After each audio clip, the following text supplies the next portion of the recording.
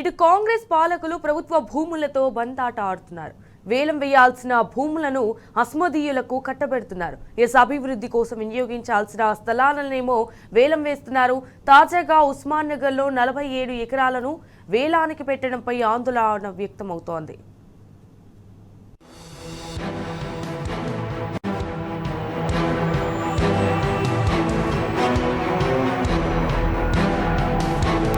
సర్కారీ భూములతో రేవంత్ సర్కార్ భూదందా చేస్తోంది. అభివృద్ధి కోసం వినియోగించాల్సిన భూములు అమ్మకానికి సిద్ధమవుతున్నాయి. ఆర్థికంగా సర్కార్ను ఆదుకోవాల్సిన సంపద అస్మదీయుల పరమవుతోంది. తాజాగా పటాన్ చెరువు నియోజకవర్గంలోని తెల్లాపూర్ ఉస్మాన్ సాగర్ లో ఐటీ రంగ అభివృద్ధి కోసం గత ప్రభుత్వం సేకరించిన 47.55 ఎకరాల భూమిని వేలానికి పెడుతోంది.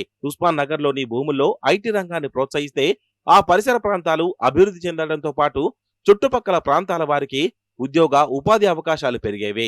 కానీ కాంగ్రెస్ ప్రభుత్వం చేస్తున్న అడుగులతో ఈ ప్రాంత అభివృద్ధి తిరోగమన దిశగా సాగుతోందని స్థానికులు ఆందోళన వ్యక్తం చేస్తున్నారు.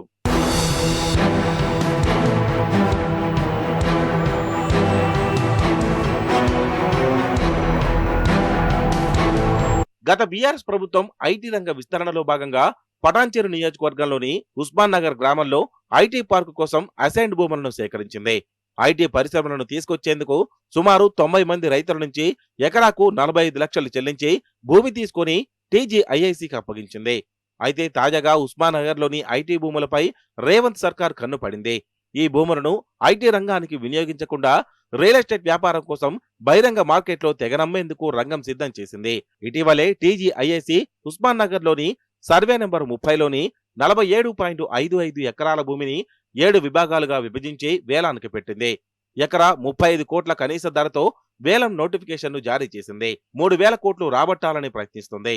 పైగా వేలం ప్రకటనలో ఆ భూములను బహుళ ప్రయోజనకర భూములుగా ప్రకటించింది టీజీఐఐసీ. అంటే వేలంలో దక్కించుకున్న వాళ్లు నివాస, వాణిజ్యం ఇలా ఏ అవసరాలకైనా ఆ భూములను వినియోగించుకునే వెసులుబాటు ఉంటుందని నిపుణులు చెబుతున్నారు.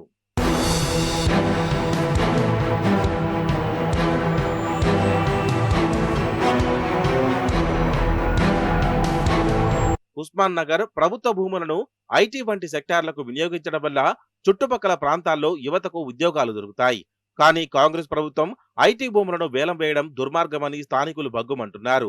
2.5 సంవత్సరాలుగా రియల్ ఎస్టేట్ రంగం కుదేలై తెల్లాపూర్ పరిధిలో వేల సంఖ్యలో నివాస సముదాయాలు అమ్ముడుపోకుండా ఉన్నాయి. ఉస్మాన్ నగర్ లోని 47.55 ఎకరాలను ఐటీ రంగ విస్తరణకు వినియోగిస్తే కొంతలో కొంతైనా రియల్ ఎస్టేట్ రంగానికి ఊతమిచ్చినట్లు ఉండేది. కానీ ఐటీ విస్తరణ కోసం నిర్దేశించిన భూములను ప్రభుత్వం అంగట్లో పెట్టి తెగనమ్మేందుకు నిర్ణయించడంపై స్థానికులు ఆందోళన వ్యక్తం చేస్తున్నారు.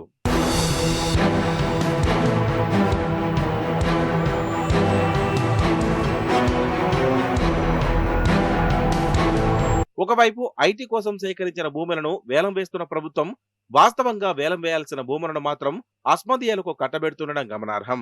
కోకాపేట నియోపోలిస్ లో 400 ఎకరాలకు పైగా విస్తీర్ణంలో ప్రభుత్వం లేఅవుట్ చేసింది. ఎకరా 150 కోట్ల విలువ చేసే భూముల్లో నుంచి 10 ఎకరాలను ముఖ్య నేత అల్లుడి క్రషర్, రెడీమిక్స్ ప్లాంట్ కోసం దారాదత్తం చేశారనే ఆరోపణలున్నాయి.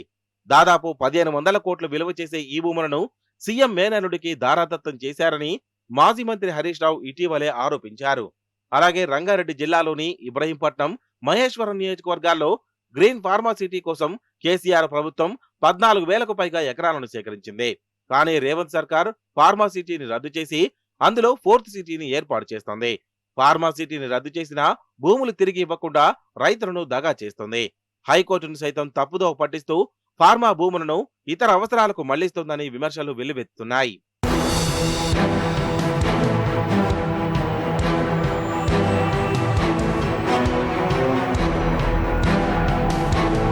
కాంగ్రెస్ ప్రభుత్వం కొలువుదీరిన దాదాపు 2.5 ఏళ్లలో ఓవైపు పేదల ఇండ్లను కూల్స్తోంది. మరోవైపు చిన్నకారు రైతుల నుంచి భూములు గుంజుకుంటోంది. ఇంకోవైపు ప్రభుత్వ భూములను ఇష్టారాజ్యంగా వాడుకోవడం తప్ప చేసిన అభివృద్ధి శూన్యమనే ఆరోపణలున్నాయి. వివిధ రంగాల అభివృద్ధి కోసం గత కేసీఆర్ ప్రభుత్వం తీసుకున్న నిర్ణయాలన్నింటికీ రేవంత్ సర్కార్ విరుద్ధంగా అడుగులు వేస్తుండడంపై ఆందోళన వ్యక్తమవుతోంది.